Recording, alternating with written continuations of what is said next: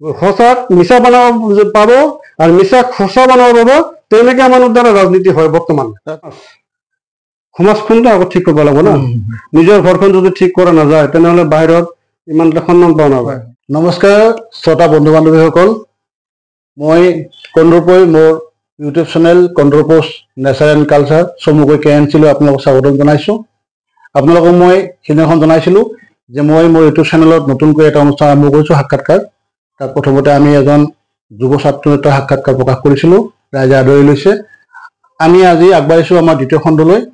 আজি এই অনুষ্ঠানত মোৰ সৈতে আছে কৃষ্ণাই অঞ্চলৰ এজন বিশিষ্ট নাগৰিক, বিশিষ্ট সমাজসেৱক, যুৱ নেতা।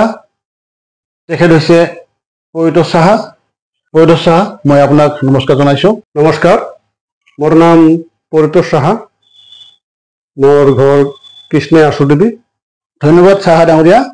আমি আমাৰ সাক্ষাৎকাৰ অনুষ্ঠানত আপোনাক স্বাগতম জনালোঁ। আমি এতিয়া আপোনাৰ লগত আমি বিভিন্ন ক্ষেত্ৰত সামাজিক, অৰ্থনৈতিক ইত্যাদি প্ৰসংগত আমি কথা পাতিম। আমি পোনতেই আপোনাৰ ব্যক্তিগত জীৱনৰ কিছুমান কথা আমি জানিব খুজিম, আমাৰ দৰ্শকসকলে জানিব খুজিব। কওকচোন আপোনাৰ পৰিয়ালৰ বিষয়ে। মোৰ স্ত্ৰী আৰু এজন ছোৱালী, এজন ল'ৰা আছে। ছোৱালী বিয়া হৈছে, ল'ৰাটো এইবাৰ ডিগ্ৰী পঢ়ি আছে। ইমানেই আৰু কি মোৰ পৰিয়াল।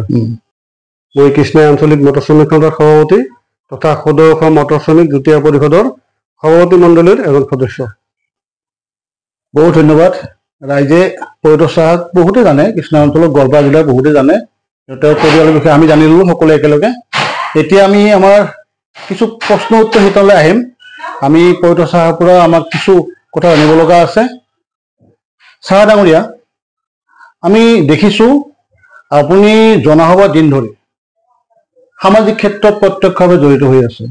আপুনি একেধাৰে এজন শ্ৰমিক সন্থাৰ লিডাৰ, সামাজিক লিডাৰ, আৰু আপুনি এটা সময়ত ছাত্ৰ সন্থাৰ লগতো জড়িত আছিল। গতিকে আমি সকলোখিনি কথা পাতিম। আপুনি প্ৰথমতে কওকচোন, আপোনালোকৰ যিটো অনুষ্ঠান কৃষ্ণাই আঞ্চলিক মটৰ শ্ৰমিক সন্থা, এতিয়ালৈকে আমি গোৱালপাৰা যিমান সংগঠন দেখিছোঁ তাৰ ভিতৰত লেখত ল'বলগীয়া এটা অনুষ্ঠান। এই অনুষ্ঠানটো আপোনালোকে কিয় গঠন কৰিব লগা হ'ল, কিয় জন্ম দিলে, অলপ জন্ম বৃত্তান্ত কওকচোন, ৰাইজে জানিব। ঘটনাটো হ'ল কৃষ্ণাই অঞ্চলত 1992 চনত আপোনাৰ 407 মিনি বাছ বহুত মানে চলাচল আৰম্ভ কৰিছিল। তেতিয়া সেই গাড়ীবিলাক কৃষ্ণাইৰ পৰা আপোনাৰ মেঘালয় অভিমুখে চলিছিলে। তেতিয়া মানে আমাৰ মটৰ শ্ৰমিকৰ মাজত কিছু উশৃংখল সৃষ্টি ৰোধ কৰিবৰ কাৰণে আমি এই কৃষ্ণাই আঞ্চলিক মটৰ শ্ৰমিক সন্থাৰ সংগঠনটো 1992 চনৰ 20 জুলাইত জন্ম দিয়া হৈছিল। আৰু তেতিয়াৰ পৰাই ধৰক মই আমাৰ যি কাৰ্যকৰী সভা অনুষ্ঠিত হৈছে, সাধাৰণ সভাত মোক সভাপতি হিচাপে দায়িত্ব অৰ্পণ কৰিছিলে। তেতিয়াৰ পৰাই মই সভাপতিৰ কাৰ্যভাৰ পালন কৰি আছোঁ। আৰু আমাৰ এই কাৰ্যকাল 2 বছৰীয়া হয়। 2 বছৰৰ মূৰে আমাৰ সাধাৰণ সভা হয়। সাধাৰণ সভাত পুৰণা কমিটি ভংগ কৰি দিয়া হয় আৰু ভংগ কৰি নতুন কমিটি গঠন কৰা হয়। ঠিকে আছে, এইখিনিতে কিছু মই হস্তক্ষেপ কৰিলোঁ আৰু কথা পাতিম। শ্ৰমিক সন্থাৰ বিষয়ে বহুত জানিবলৈ কথা আছে। এইখিনিতে ৰাইজৰ মাজত সাধাৰণ এটা প্ৰশ্ন উত্থাপন হয় যে আপোনালোকৰ কাৰ্যকাল 2 বছৰ, যিমান দেখিছোঁ আপুনি সভাপতিৰ দায়িত্ব আছে। এই যে সভাপতিৰ দায়িত্ব আপুনি ধাৰাবাহিকভাৱে আছেই, এইটো আচলতে কেনেকুৱা? এই আপোনালোকৰ সন্থাই আপোনাক বাছনি কৰে, তেওঁলোকে ইচ্ছা কৰে, নে আপোনাৰ তাত ব্যক্তিগত কিছু ইচ্ছা জড়িত হৈ আছে? নাই, মোৰ কোনো ব্যক্তিগত ইচ্ছা নাই, কিন্তু মই সমাজৰ কাম কৰি অলপ ভাল পাওঁ। যিহেতু এই অনুষ্ঠানটো ইষ্টাব্লিছ সভাপতি মই, যেতিয়া প্ৰথম অৱস্থাত এই অনুষ্ঠানটো গঠন হৈছিলে তেতিয়া কিছু উশৃংখলতাৰ ভাৱ আছিল আৰু উশৃংখলতা নিৰ্মূল কৰাৰ কাৰণে মই যৎপৰোনাস্তি চেষ্টা কৰিছিলোঁ আৰু দেখিছিলোঁ এই মটৰ শ্ৰমিক সমাজখনক এটা লাইনত আনিব লাগে। আৰু লাইনত অনাৰ কাৰণে মই বহুত কষ্ট কৰিছিলোঁ। কষ্টৰ ফলত 2004 চনত আমি মে' দিৱসৰ সভাত মে দিৱস পালন কৰিছিলোঁ, তেতিয়া এই সভাতে আমি একটা কাৰ্য মানে পন্থা হাতত লৈছিলোঁ যে মটৰ শ্ৰমিকৰ ল'ৰা ছোৱালী মটৰ শ্ৰমিক হোৱাই কাম নহয়, তেওঁলোকক কিছু উচ্চ শিক্ষাত আগবঢ়াই নিব লাগে। তেতিয়া আমি উচ্চ শিক্ষাত কেনেকৈ আগবঢ়াই লৈ যাম, যে তেওঁলোকক যদি আমি এটা উৎসাহ দিওঁ তেনেহ'লে আগ্ৰহ আহিব। আচ্ছা, ঠিকে আছে। আপুনি যিটো কথা কৈছে ছাত্ৰ ছাত্ৰী উঠা দিয়া, সেইটো অনুষ্ঠান দেখিছোঁ, আমি সাংবাদিক হিচাপে আমি জড়িত হৈ আছোঁ। সেই বিষয়টো মই আপোনাক সুধিব খুজিছিলোঁ। আপুনি নিজে ক'লে যে আপোনালোকৰ অনুষ্ঠান নামটো অলপ বেলেগ, মটৰ শ্ৰমিক সন্থা। তাত ভাবিছিলে এনে শিক্ষাৰ লগত তেনে বিশেষ জড়িত নহয়, কিন্তু আপোনালোকে ব্যতিক্ৰম যিটো প্ৰচেষ্টা হাতত লৈছে, এই যে ছাত্ৰ ছাত্ৰীসকলক উঠা দিয়াৰ কাৰণে, তেওঁলোকক প্ৰেৰণা দিয়াৰ কাৰণে সম্বোধনা দিয়ে, সেই অনুষ্ঠান আপোনালোকৰ মনলৈ কেনেকৈ আহিল আৰু এতিয়ালৈকে কি কি পন্থা আপোনালোকে ল'লে সেইটো মানে উন্নত কৰাৰ কাৰণে, সেই বিষয়ে অলপ কওকচোন। আমি একচুৱেলি মনলৈ আহিলে এই কাৰণেই যে মটৰ শ্ৰমিক কোৱাৰ লগে লগে কিছুমান সমাজৰ উচ্চ শ্ৰেণী বা কিছুমান ব্যক্তিয়ে আৰু কি মটৰ শ্ৰমিকক মানে হেয় প্ৰতিপন্ন কৰে, অলপ তেনেকুৱা ধৰণৰ চকুৰে চায়। তেওঁ আছে নহয়, মটৰ শ্ৰমিক সন্থা ক'লে আমাৰ এই কাৰ্যালয়ত যেতিয়া তেনেকুৱা ধৰণৰ মানুহ উপস্থিত হ'ব, সভা সমিতি কৰিব আৰু আমাৰ মটৰ শ্ৰমিকৰ সদস্যসকল উৎসাহ পাব, লগতে তেওঁলোকৰ ল'ৰা ছোৱালীক যদি আমি কিবা এটা ব্যৱস্থা কৰোঁ তেওঁলোকে উৎসাহ পাব। সেইকাৰণে আমি ভাবিলোঁ যে যদি আমি মটৰ শ্ৰমিকৰ ল'ৰা ছোৱালীক মেট্ৰিক পাছ কৰাৰ লগে লগে তেওঁলোকৰ মানে প্ৰথম স্থান পালে আমি যদি কিবা এটা উৎসাহিত কৰাৰ কাৰণে আৰ্থিক সাহায্য আগবঢ়াওঁ, আৰু এই আৰ্থিক সাহায্য যিখিনি দিয়া হয় আমি 5,000 টকা কৰি প্ৰথমতে দিছিলোঁ।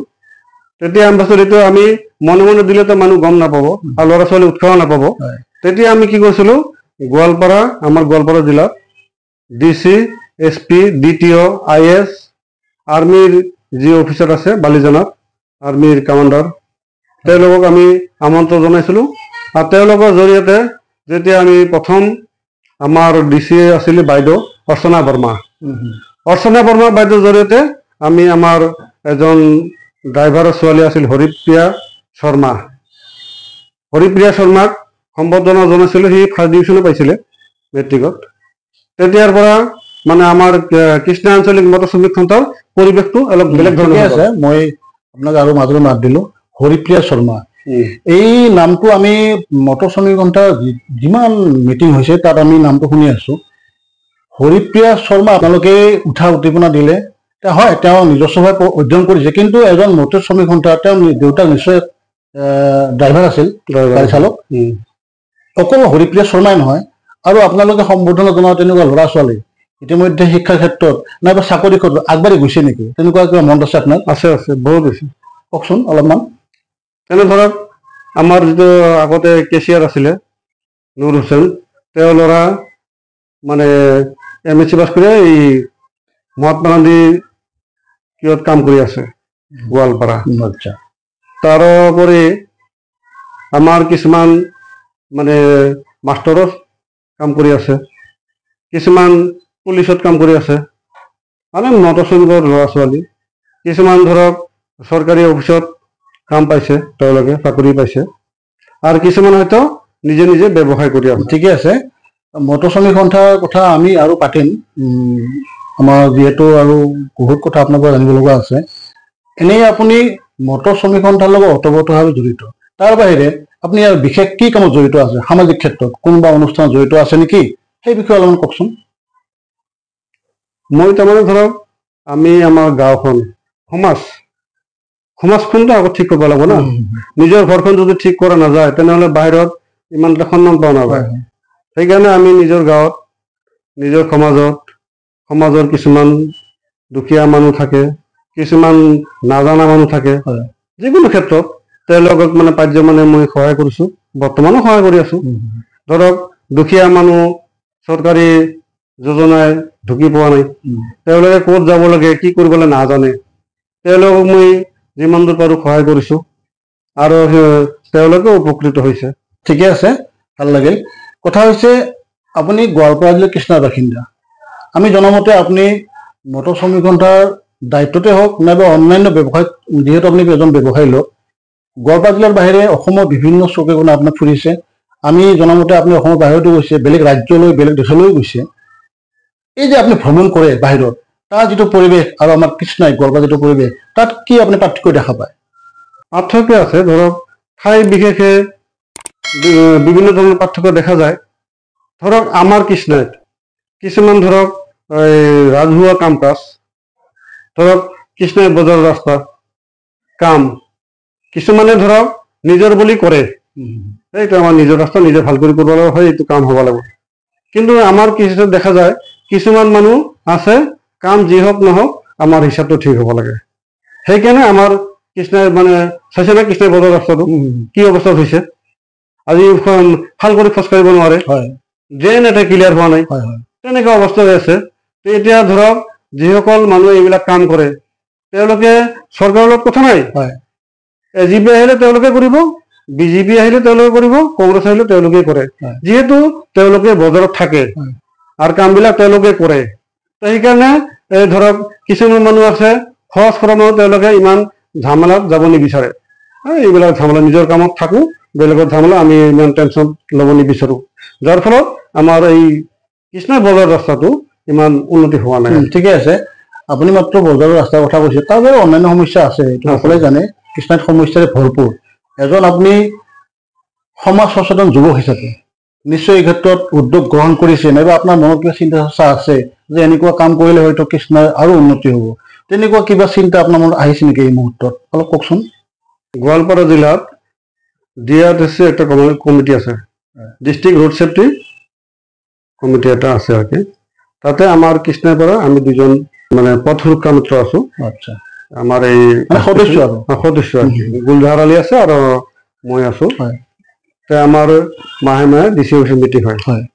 তো মিটিঙত মই এবাৰ আমাৰ ডিচি ছাৰে কৈছিলে যে কিবা মানে ক'ব লাগে, মই ক'লো ছাৰ আমি কিবা ক'ব পাৰিম না? কওক। তেতিয়া মই ক'লো ছাৰ আমাৰ যিটো ধৰক এই বাৰিষা আহিলে আমি পথ সুৰক্ষাৰ কাৰণে গৈছো না, তো ৰাস্তাটো মানে এনেকে হ'ল যে কৃষ্ণাই যিটো ইউনাইটেড বেংক পৰা ড্ৰেইন গৈছে, ড্ৰেইন মানে যেতিয়া এইটো ব্লকৰ পৰা কৰিছে, তো ৰাস্তাটো ড্ৰেইনটো এষ্টিমেটত ড্ৰেইনটো নদীলৈকে যাব লাগে, সেনেকুৱাই হয়তো এষ্টিমেটটো বনাইছে। কিন্তু দেখা যায় যে কৃষ্ণাই হনুমান মন্দিৰ যোৱা ৰাস্তাত এইটো ড্ৰেইনটো ক্লিয়াৰ হোৱা নাই, এইটো মন্দিৰ যোৱা ৰাস্তাত ড্ৰেইনটো ক্লিয়াৰ হোৱা নাই। হোম পাইপ আনিছিলে, হোম পাইপ ৰাখিছিলে, কেইদিনমানৰ পিছত হোম পাইপটো নোহোৱা হৈ গ'ল, কিন্তু কামটাও ছাকচেছ নহ'ল, ক্লিয়াৰ নহ'ল।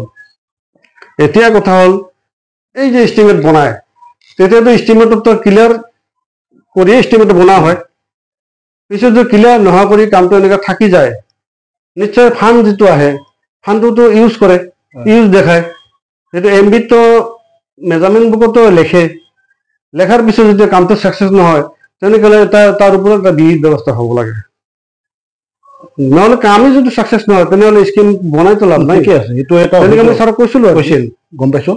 কথা হ'ল এই যে সমস্যাবিলাক কেনেকে সমাধান কৰা যাব? ধৰক কৃষ্ণাই আপুনি ৰাস্তা ঘাটৰ কথা কৈ আছে, ড্ৰেইনৰ কথা হয়, দেখিছোঁ এজাক বৰষুণ গ'লে একাঠু পানী জমা লাগে, আৰু সাপ্তাহিক বজাৰ দৈনিক বজাৰত যোৱা নাযায়। সাপ্তাহিক বজাৰত বা যোৱা ৰাস্তাটো কলেজৰ ৰাস্তাটো এতিয়া ধুনীয়া হৈছে, কিন্তু বজাৰখন এতিয়াও পৰিত্যক্ত অৱস্থাত থাকে বৰষুণ পৰিলে। এইবিলাক কিবা চিন্তা চৰ্চা কৰা যায় নেকি? আপোনালোকে যিহেতু মুৰব্বী আমাৰ অঞ্চলটো, কি কৰে? ধৰক কথাটো হ'ল এনেকা, চিন্তা চৰ্চা মানে আজিকালি কামবিলাক বেছিভাগ ধৰক পলিটিকেলি হয়। পলিটিকেলি কিৰকম, ধৰক পঞ্চায়েতেৰ মেম্বাৰ, পঞ্চায়েত প্ৰেসিডেন্ট, কাউন্সিলৰ, এমএলএ, এমপি তেওঁলোকে যিটো বিচাৰিব সেইটোৱে হ'ব, যদি বিচাৰে তেনেহ'লে হ'ব, আৰু যদি নিবিচাৰে আমি আশুডুবি যিটো ৰাস্তা আমাৰ আশুডুবি এইটো ৰাস্তা আশুডুবি এই হাইৱেৰ পৰা নেশ্যনেল হাইৱেৰ পৰা আশুডুবি আপোনাৰ শংকৰদেৱ শিশু বিদ্যানিকেতনলৈ যোৱা ৰাস্তা, এইটো ৰাস্তাতে আপোনাৰ সাপ্তাহিক বজাৰ যায়, হাবৰাঘাট কলেজ যোৱা ৰাস্তা, এইদি আকৌ চাৰিআলি হৈ ৰিচুবেল পৰা যাব পাৰে, গুৰুত্বপূৰ্ণ ৰাস্তা। কিন্তু এইটোলৈ আমি আপোনালোকৰ এই মিডিয়াত বহুবাৰ দিয়া হৈছে, কিন্তু কামটো আমাৰ ছাকচেছ নহ'ল। আপুনি চাব বাৰিষাত খোজকাঢ়িব নোৱাৰে, এনেকুৱা অৱস্থা হয়। আমি ৰাতিপুৱা মৰ্ণিং ৱাক কৰিব যাওঁতেও বিৰাট অসুবিধা হয় যাব। এই ৰাস্তাটো এতিয়ালৈ হৈ উঠা নাই, ইয়াৰ কাৰণ কি? কাৰণ মানে ধৰক স্কিম যেতিয়া ধৰক পঞ্চায়তত ফাণ্ড আহে, পঞ্চায়তৰ যে ফাণ্ড আহে এই ফাণ্ডটো একচুৱেলি আমি পাব্লিকে নোট কৰিব নোৱাৰে। পাব্লিকে ধৰক এই যে এই ৰাস্তাটো দিবলৈ সেইটো এনেকা নেলিখে, সেইটো পঞ্চায়ত কমিটি থাকে। কমিটিৰ ধৰক কথা 10 লাখ টকা আহিল, 10 লাখ টকা আহিলে 10জন মেম্বাৰক ভাগ কৰি দিব প্ৰেচিডেণ্টে। তেতিয়া এজন মেম্বাৰে 1 লাখ টকা ভাগত পাল, সেই মেম্বাৰে কোনটো ৰাস্তা দিব তেওঁৰ এখতিয়াৰত থাকে, এইটো তেওঁহে কামটো কৰিব। আমি ক'লে কামটো নহ'ব, যিহেতু কলম তাৰ হাতত থাকিব কামটো তেওঁ কৰিব না, যিহেতু কলমটো তাৰ হাতত থাকিব কামটো সিয়ে কৰিব। সেইকাৰণে আমাৰ এই কামটা আজিলৈকে হোৱা নাই। ধন্যবাদ ছাৰ ডাঙৰীয়া। আমি সামাজিক ক্ষেত্ৰত কথা পাতি আছিলোঁ। এইখিনিতে মোৰ মনত পৰিছে বিগত সময়ছোৱাত কৰোণা কালত আমাৰ দেশৰ বিশ্বৰ যি সমস্যা, সেই সময়ত ৰাইজৰ যি দুৰ্যোগ, অভাৱ অনাটন, ৰাইজ ঘৰৰ পৰা ওলাব নোৱাৰে, তেতিয়া আমি দেখিছিলোঁ আপোনালোকে ৰাইজৰ কাৰণে বিভিন্ন কাৰ্যসূচী গ্ৰহণ কৰিছিল। ৰাইজৰ ঘৰে ঘৰে গৈ আপোনালোকে খাদ্য বস্তু আপোনালোকে যোগান ধৰিছিলে। সেই কালৰ অভিজ্ঞতাৰ বিষয়ে ৰাইজক অলপ জনাওকচোন। কৰোণা কালত আমি কৃষ্ণাই আঞ্চলিক মটৰ শ্ৰমিক সন্থাৰ তৰফৰ পৰা আমাৰ ধৰক বেছিভাগ মটৰ শ্ৰমিক মানে অৰ্থনৈতিকভাৱে দুৰ্বলেই হয়, যাৰ ফলত তেওঁলোকে যদি 15-20 দিন কাম নাথাকে তেনেহ'লে বহুত সমস্যা হয়। সেইকাৰণে আমি দেখিলোঁ যিহেতু কৰোণা কালত প্ৰায় 1-1.5 বছৰ মানুহ কাম বন কৰাত অসুবিধা হৈছে, ঘৰৰ পৰা ওলাব পৰা নাই। সেইকাৰণে আমি তেওঁলোকক কিছু সকাহ দিবৰ কাৰণে আমাৰ কৃষ্ণাই আঞ্চলিক মটৰ শ্ৰমিক সন্থাৰ মানে যিটো পুঁজি আছে, সেই পুঁজিৰ পৰা আমি আমাৰ মটৰ শ্ৰমিক তথা কিছু মানে আৰ্থিকভাৱে যিসকল মানে উপায়হীন তেওঁলোকক আমি সহায় কৰিছিলোঁ। প্ৰায় 450 মানুহ আমি আমাৰ সন্থাৰ তৰফৰ পৰা আৰ্থিকভাৱে চাউল, দালি, মিঠাতেল, নিমখ, অত্যাৱশ্যকীয় সামগ্ৰী আমি প্ৰদান কৰিছিলোঁ। ঠিকে আছে, এইটো আমিও দেখিছিলোঁ, তাত আমিও কিছু পৰিমাণে অংশগ্ৰহণ কৰিছিলোঁ। কথা হৈছে আকৌ আমি সেই আপোনাৰ সন্থাৰ প্ৰসংগলৈ আহিব লাগিল। কথাটো হৈছে আমি দেখিছোঁ যে আপোনালোকে সন্থাৰ তৰফৰ পৰা দৈনিক সৰু গাড়ী, ডাঙৰ গাড়ী ইত্যাদিৰ পৰা আপোনালোকে কিছু কালেকশ্যন কৰে, চান্দা সংগ্ৰহ কৰে। এই টকাখিনি আচলতে ক'ত জমা হয়, এইটো কোন ক্ষেত্ৰত আপোনালোকে খৰচ কৰে? আচলতে আমি কৃষ্ণাই আঞ্চলিক মটৰ শ্ৰমিক সন্থাই আমাৰ মটৰ শ্ৰমিক সন্থাৰ সদস্য যিসকলে গাড়ী চলায় তেওঁলোকৰ পৰা দৈনিক আমি টিপ মানি সংগ্ৰহ কৰোঁ, আৰু টিপ মানিখিনি আমি মটৰ শ্ৰমিকৰ যেতিয়া ধৰক অসুখ বিসুখ হয়, বেমাৰ আজাৰ হ'লে তেওঁলোকে আমি সন্থাৰ তৰফৰ পৰা চিকিৎসাৰ বাবদ আৰ্থিক সাহায্য আগবঢ়োৱা হয়। তাৰোপৰি মটৰ শ্ৰমিকৰ ল'ৰা ছোৱালীৰ শিক্ষাৰ ক্ষেত্ৰত আগবঢ়াবৰ কাৰণে তেওঁলোকক আৰ্থিকভাৱে আমি পাৰ্যমানে সাহায্য আগবঢ়োৱা হয়।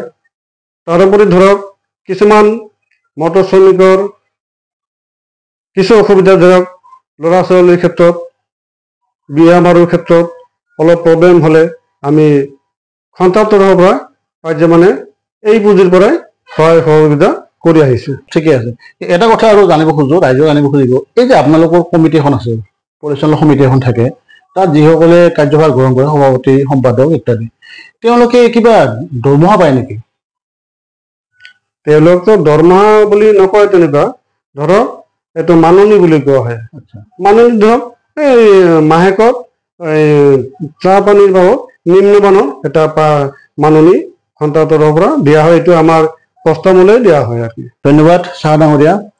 আমি জানো আপুনি স্পষ্টবাদী যিকোনো কথাত।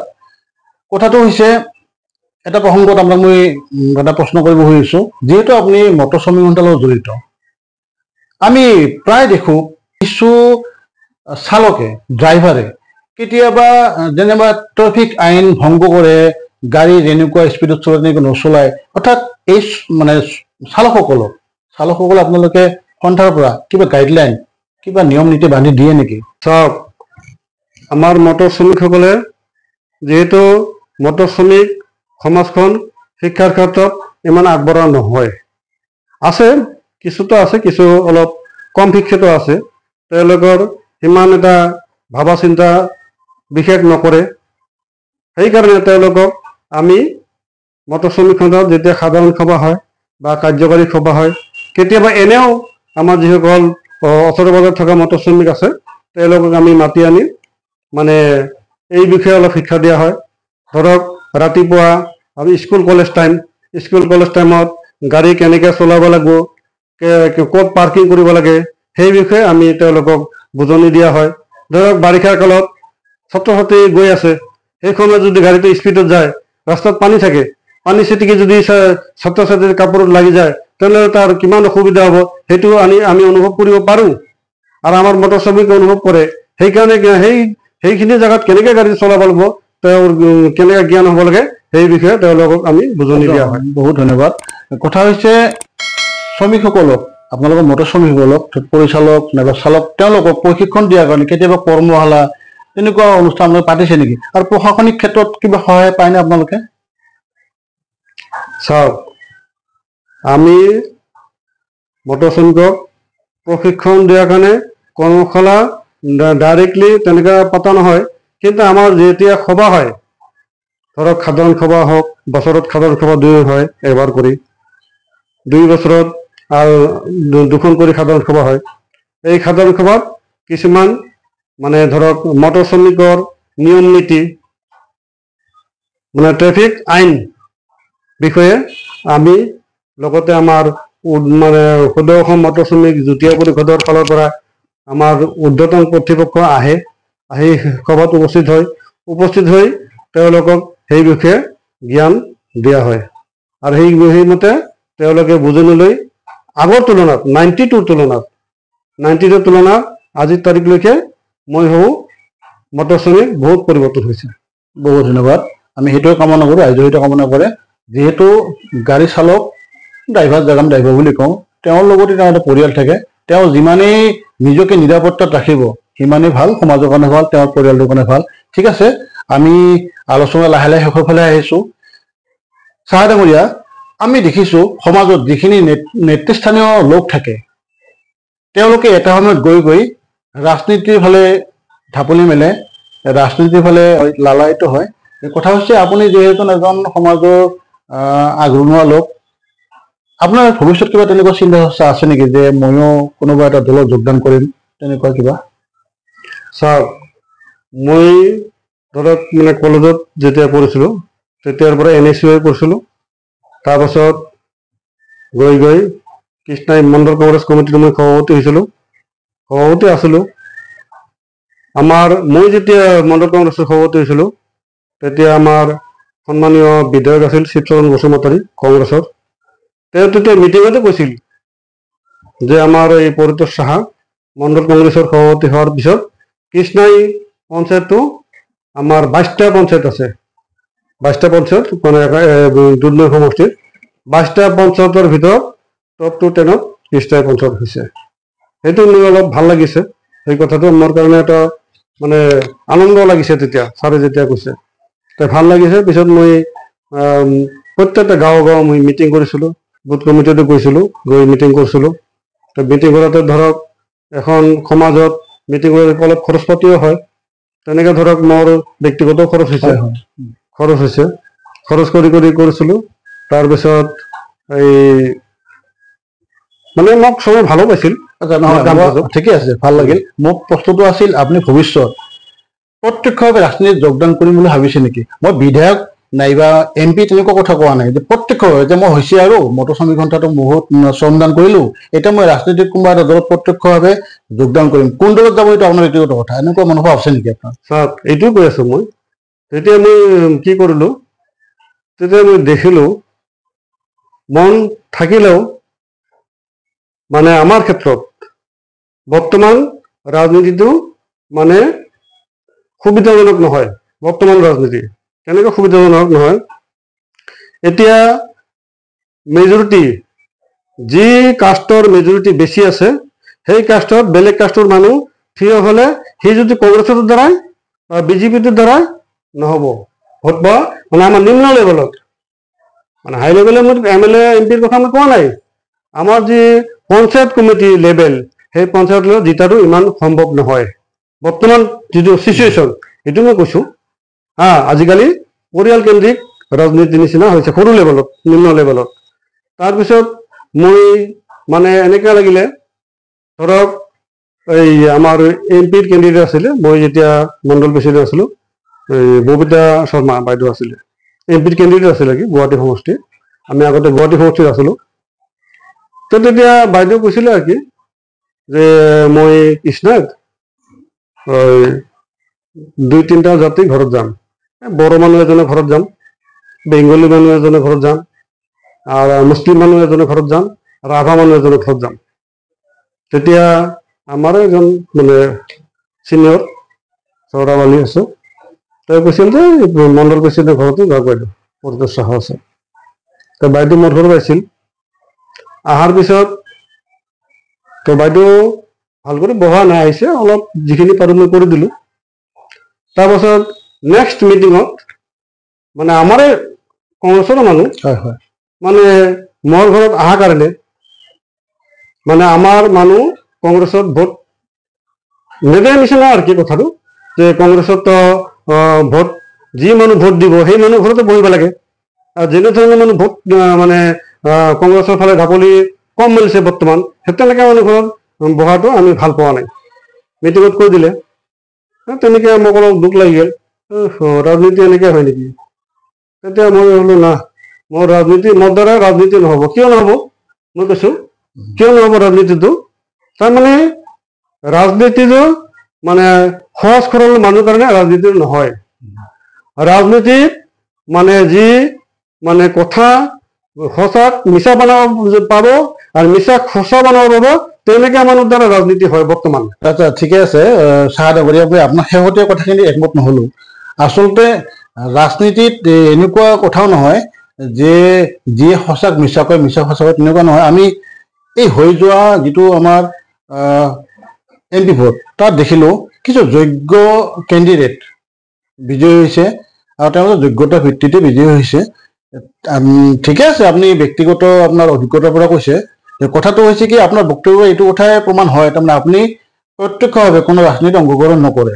ৰাজনীতি সম্পৰ্কে আমি পিছত দীঘলীয়াকৈ কথা বতৰা পাতিম। আমাৰ যিহেতু অনুষ্ঠানটো সীমিত সময়ৰ কাৰণে বহিছোঁ, আমি এই ক্ষেত্ৰৰ পৰা কিছু ভালদৰে যাতে আহোঁ। চাহ ডাঙৰীয়া, আপুনি যিহেতু সমাজৰ লগত ওতঃপ্ৰোত জড়িত, বিশেষকৈ কৃষ্ণাই অঞ্চলত আপুনি ওতঃপ্ৰোতভাৱে জড়িত, আপুনি সামাজিক ক্ষেত্ৰত, সমাজৰ ক্ষেত্ৰত মাত মাতক, যিকোনো উন্নয়ন মাত মাতক, তাত আপুনি কৃষ্ণাই অঞ্চলত যিখিনি আগৰণুৱা যুৱক আছে, তেওঁলোকৰ পৰা কেনেকুৱা সহায় সহযোগ পায়?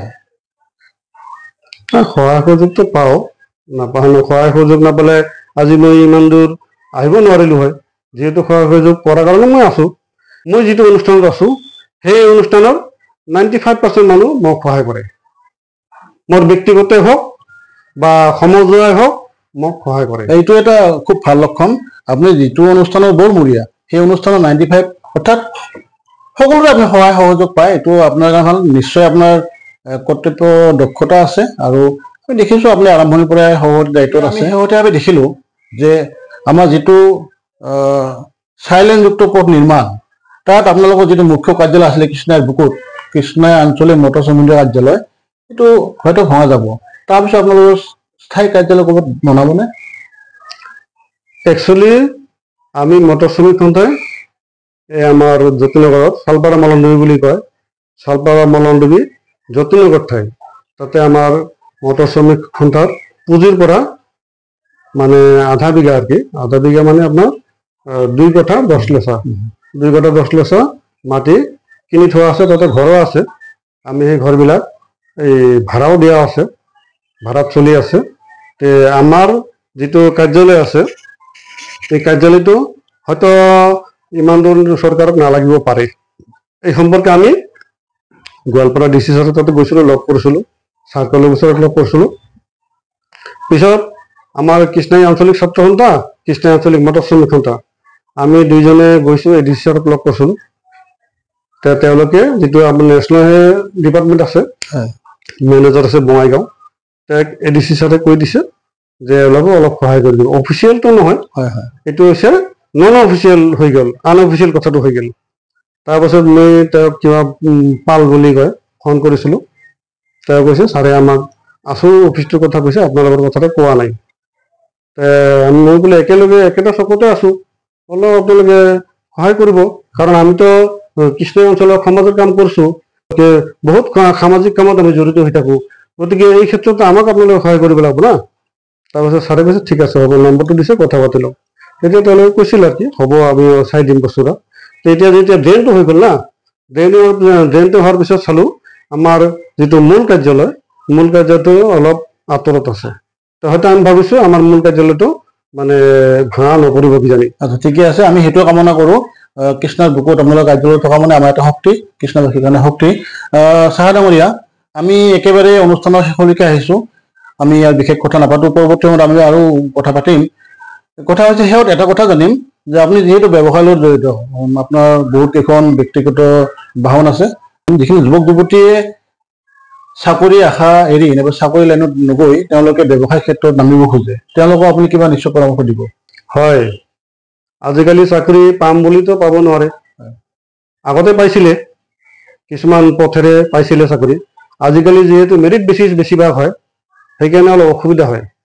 মইতো ধৰক আমাৰ ব্যৱসায় আমাৰ পৰিবহণ ব্যৱসায়টো মেঘালয়ৰ লগতে মোৰ ৰিলেটেড বেছি। সেইকাৰণে আমাৰ যেতিয়া আমাৰ গাঁৱৰ ল'ৰাবিলাক আহে, ধৰক মোৰ গাড়ীত কিছুমানক মই ৰাখি থৈছোঁ গাঁৱৰ মানুহ হিচাপে, কাম জানক নাজানক আৰু লাহে লাহে শিকিব, তেনেকুৱা নিচিনা মই ৰাখি থৈছোঁ। তাৰপাছত ধৰক কিছুমান মানুহ মেঘালয়ত মাল চাপ্লাই দেৱা, তেনেকৈ ধৰক গ্ৰচাৰী, চব্জি, তেনেকুৱা মাল চাপ্লাই দিয়াৰ কাৰণে মই তেওঁলোকক মানে ব্যৱস্থাটো কৰি দিয়া হৈছে। আৰু তেওঁলোকক কেনেকে কি ক'ৰ পৰা কিনিব লাগিব, ক'ত বিক্ৰী কৰিব লাগিব, সেই বস্তুবিলাক মই চিষ্টেমটো লগাই দিছোঁ। তেনেকুৱা হয়তো বহুত মানুহ মই যিমান পাৰোঁ মই সহায় কৰি আছোঁ, তাৰমানে আমাৰ কৃষ্ণ অঞ্চলত তাৰমানে সেইখিনি আৰু। ঠিকে আছে, চাহা ডাঙৰীয়া ধন্যবাদ জনালোঁ। শ্ৰোতা দৰ্শক মণ্ডলী, মোৰ বন্ধু বান্ধৱীসকল, আপোনালোকে ইমান সময় ধৈৰ্য ধৰি আমাৰ আজি সাক্ষাৎকাৰ অনুষ্ঠানৰ দ্বিতীয় পৰ্ব আপোনালোকে উপভোগ কৰিলে, তাৰ কাৰণে পুনৰাই ধন্যবাদ জনাইছোঁ। এইখিনিতে এটা কথা মই ক'ব খুজিছোঁ, মোৰ এই অনুষ্ঠানত ওতঃপ্ৰোতভাৱে সহায় কৰা এগৰাকী ব্যক্তি আছে, নুৰ মহম্মদ, আমি মৰমতে সকলে বাবু বুলি মাতোঁ। বাবুক মই ধন্যবাদ জনাইছোঁ আৰু চাহা ডাঙৰীয়াক ধন্যবাদ জনাইছোঁ। শেষত মই আপোনালোকক এটা অনুৰোধ কৰোঁ, মোৰ চেনেলটো আপোনালোকে ছাবস্ক্ৰাইব কৰিব, লাইক কমেণ্ট কৰিব আৰু পাৰিলে শ্বেয়াৰ কৰিব। ধন্যবাদ। সন্মানীয় সাংবাদিক কন্দৰ্প কুমাৰ দেৱনাথ মোৰ বন্ধু হয়, সাংবাদিক হয়, বন্ধু হয় মোৰ, আমি একেলগে পঢ়া। যিহেতু তেওঁ ইউটিউব চেনেলটো খুলিছে, আপোনালোকে সকলোৱে হয়তো মৰম আশীৰ্বাদ দিব বুলি মই মানে আপোনালোকক অনুৰোধ জনাইছোঁ। আৰু তেওঁৰ ইউটিউব চেনেলটো ছাবস্ক্ৰাইব কৰিব আৰু সকলোৱে শ্বেয়াৰ কৰিব বুলি মই আশা ৰাখিছোঁ। ধন্যবাদ।